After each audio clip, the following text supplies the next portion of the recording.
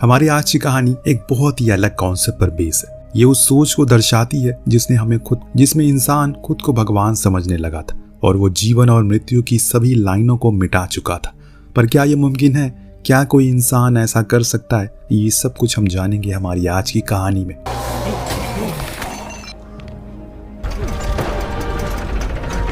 कहानी की शुरुआत 1857 में रॉयल डैनिश नेवी के जहाज से होती है, जो कि नॉर्थ पोल जाने के रास्ते में एक जगह में फंस चुका है। उस जहाज का कैप्टन एंडरसन अपने लोगों को जल्दी काम करने के लिए कहता है, क्योंकि जितना वक्त वो और लगाएंगे उतनी ही बर्फ और तेजी से बढ़ती जाएगी।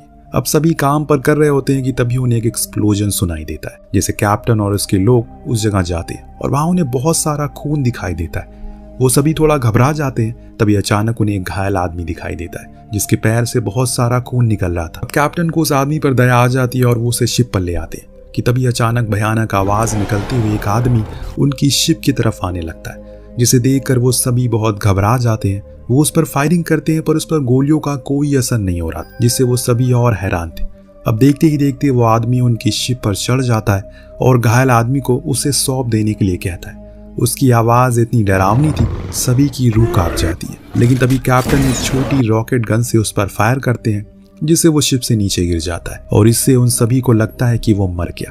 पर कुछ ही सेकंड में वो वापस जिंदा हो जाता है और शिप पर आने का रास्ता देखने लगता है। अब जब उसे रास्ता नहीं मिलता तो वो शिप को जोर जोर से हिलाने लगता है। वो शिप जिसे वो लोग बर्फ से निकालने की कोशिश कर रहे थे, वो आदमी सिर्फ अपने दोनों हाथों से उसे हिला रहा था, जिसे कैप्टन अब थोड़ा और डर जाते हैं। पर तभी वो एक बुलेट नीचे मौजूद बर्फ में फायर करते हैं, जिससे बर्फ टूट जाती है। ये मॉन्स्टर उस पानी के अंदर चला जाता है। इन सब के बाद कैप्टन उस आदमी का इलाज करते हैं, जो जागने पर अपना नाम विक्टर फ्रैंकेस्टाइन बताता है। जब वो उसे पूछते हैं कि वो मॉन्स्टर उनके पीछे क्यों पड़ा है, तो विक्टर उनसे कहता है कल सुबह जब वो उसे लेने आएगा तो कैप्टन को उसके हवाले कर देना है, वरना वो सभी को मार देगा। कैप्टन की उत्सुकता देखकर विक्टर उन्हें एक कहानी सुनाता है और कहानी यहाँ से शिफ्ट होती है विक्टर के बचपन में, जहाँ पर एक बहुत ही अमीर खानदान में वो पैदा हुआ था। विक्टर अपनी माँ क्लेयर से बहुत प्यार करता है, लेकिन उसके पिता बैरन को उसकी माँ बिल्कुल पसंद नहीं थी। उन्होंने क्लेयर से सिर्फ पैसे के लिए शादी की थी। बैरन एक फेमस सर्जन था और ज्यादातर वो अपना काम के सिलसिले में बाहर ही रहता है, पर वो हमेशा विक्टर को अपने जैसा सर्जन बनाना चाहता था। इस वजह से वो उसके लिए काफी स्ट्रिक्ट थे। कुछ समय के बाद क्लेयर प्रेग्नेंट हो जाती है और बैरन और उसके बीच काफी झगड़े होने लगते हैं। विक्टर को उनकी लड़ाई सुनकर हमेशा गॉड से ठीक होने के लिए प्रे करने लगता है और इस बीच एक दिन उसकी माँ की डिलीवरी हो जाती है, पर उसके पिता बैरन उसे बचा नहीं पाते। उसके पिता की इस नाकामयाबी ने विक्टर का दिल तोड़ दिया था, क्योंकि उन्हें साइंस की अपार नॉलेज थी। उसकी माँ को भी बचा नहीं पाई और इसी के चलते विक्टर ने डिसाइड किया कि वो उनसे भी बेहतर सर्जन बनेगा और जिंदगी और मौत की उस रेखा को ही मिटा देगा। वहीं दूसरी तरफ क्लियर की डिलीवरी के दौरान विलियम को बैरन ने काफी नाजों से पाला था, और वो शायद इसलिए था क्योंकि विलियम के बाल उनके जैसे सफेद थे, जबकि विक्टर और क्लियर के बाल काले थे। खैर, इस तरह वक्त बीतता गया। 1855 में विक्टर ने रॉयल कॉलेज ऑफ सर्जन में एडमिशन लिया और एक टेस्ट के दौरान उसने एक मृत इंसानी शरीर को बहुत से इलेक्ट्रिक वायर से कनेक्ट किया और उसे एक बार फिर से जिंदा कर दिया। इस चमत्कार को देखकर वहां मौजूद लोग हैरान थे।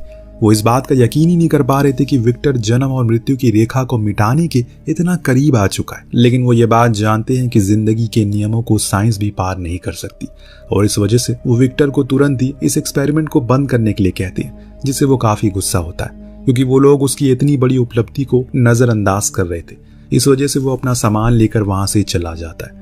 रास्ते में उसे हेनरिच नाम का एक आदमी मिलता है, जो कि विक्टर के भाई विलियम की तरह से आया। हेनरिच असल में विक्टर का एक्सपेरिमेंट से काफी प्रभावित था। उसे विश्वास था कि अगर उसे सपोर्ट किया जाए तो वो अपने एक्सपेरिमेंट से सब कुछ हिला कर रख देगा। इस वजह से वो उसे अगले दिन बात करने के लिए अपने घर बुलाता है। उस दिन विलियम और उसकी फियांसे एलिजाबेथ, जो कि हेनरिच की नीस थी, वो भी विक्टर से मिलने के लिए आने वाली थी। अब जब वो हेनरिच के घर पहुंचता है तो हेनरिच विक्टर को लिम्फेटिक सिस्टम के बारे में बताता है, और ये भी कि वो खुद भी कई साल एक आर्मी सर्जन के तौर पर काम कर चुका है। इस वजह से वो चाहता है कि विक्टर नर्वस और लिम्फेटिक सिस्टम की मदद से एक प्रोस्थेटिक में जान डालकर दिखा सके। ये सब देखकर विक्टर के होश उड़ जाते हैं और वो सोच में पड़ जाता है आखिर हेनरिच ऐसा क्यों चाहता है। पर यहाँ वो कहता है कि वो विक्टर की उस एक्सपेरिमेंट में पूरा उसकी मदद करेगा और उसे जल्द से जल्द उस प्रोजेक्ट को पूरा करवाएगा, जिसके बदले में उसे अभी कुछ नहीं चाहिए। वो बस उसके एक्सपेरिमेंट को मिसाल के तौर पर रिकॉर्ड करना चाहता है। यहाँ विक्टर सोच कर जवाब देने के लिए कहता है, जिसके बाद कुछ ही देर में वहाँ विलियम और एलिजाबेथ आ जाते हैं। अब एलिजाबेथ को देखते ही वो देखता रह जाता है।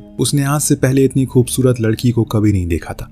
हालांकि एलिजाबेथ विक्टर को बातों ही बातों में पागल कहती है, पर उसे कोई बुरा नहीं लगता।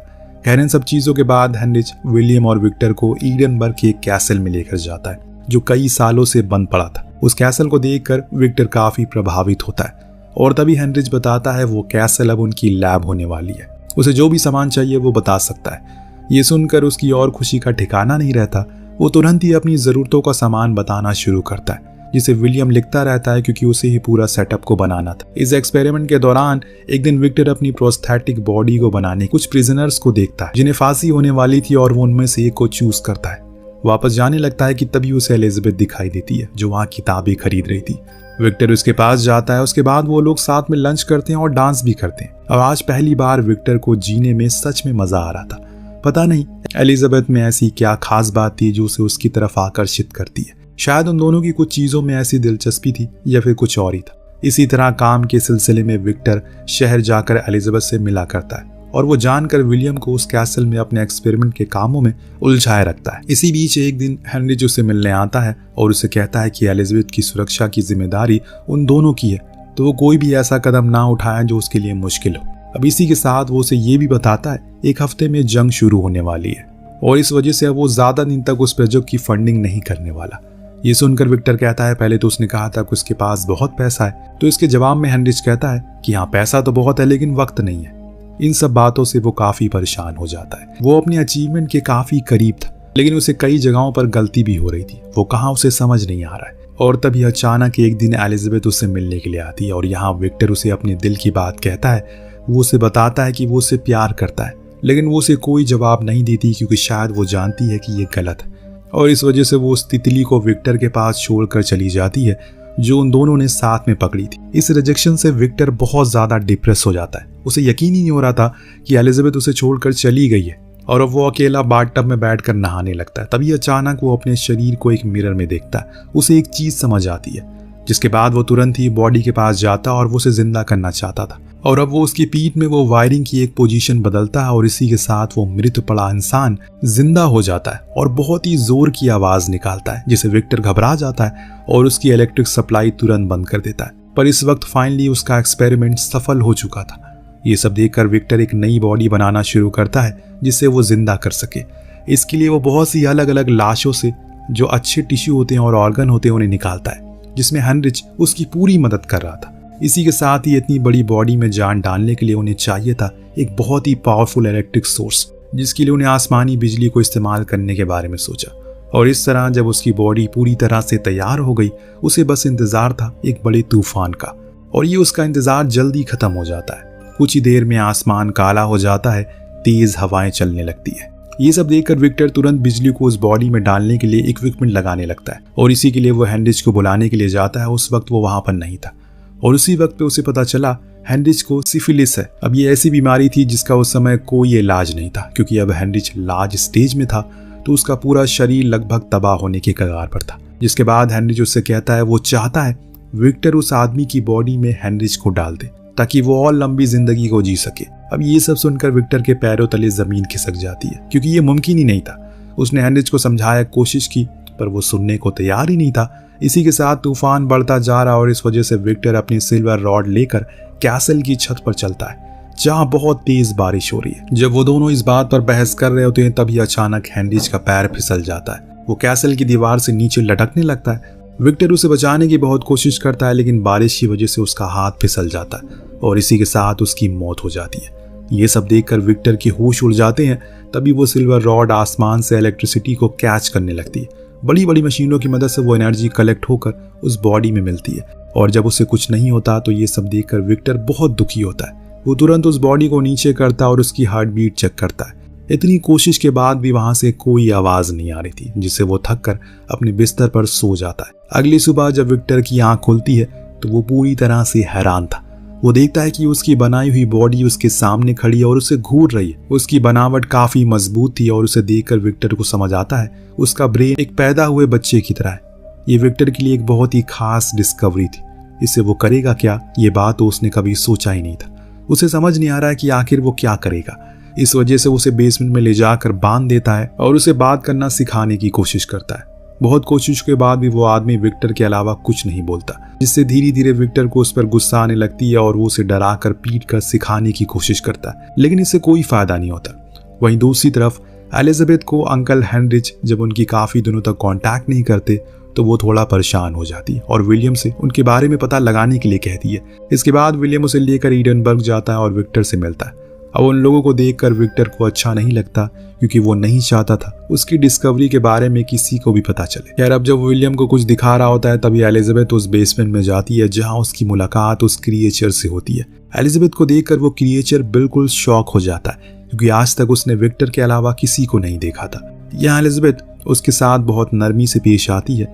इसके बाद वो घबरा कर ऊपर आती है और विक्टर से उसके बारे में पूछती है। इसके बाद वो सभी उसे देखने के लिए नीचे आते हैं। विलियम भी उसे देखकर बहुत ज्यादा खुश था। उसे समझ नहीं आ रहा है कि आखिर विक्टर ने उसे बनाया कैसे, क्योंकि आज तक ये चमत्कार कोई कर नहीं पाया। रात में एक बार फिर एलिजाबेथ उससे मिलने के लिए जाती है और इस बार वो उसे अपना नाम बोलना सिखाती है और शॉकिंगली वो क्रिएचर उसे सीख भी जाता है, क्योंकि एलिजाबेथ का बर्ताव काफी नरम था।